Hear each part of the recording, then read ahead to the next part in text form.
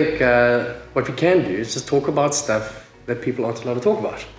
And that's why it's called Challenging Beliefs. We were looking specifically for low blood glucose, but we couldn't find it. But I thought you'd retired. What are you doing? No one had pointed this out. No one. Until 3 months ago. I remember running and you're going, you're obviously in pain, but there's like quite an emotional, visceral reaction as well.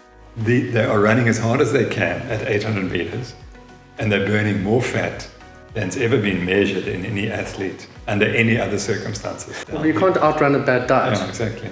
When I started running marathons in 1971 or 72, if you didn't finish in 3 hours, that was it. I mean, there was no one finishing over 3 hours.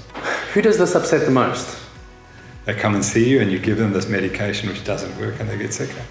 Well, you just ask a question in good faith. It's like, well, hang on, why must I take this thing? Yeah. Oh, no, because we said you must. Yeah. Like, no, I know you said I must, but why? What is the next belief that you think needs to be challenged?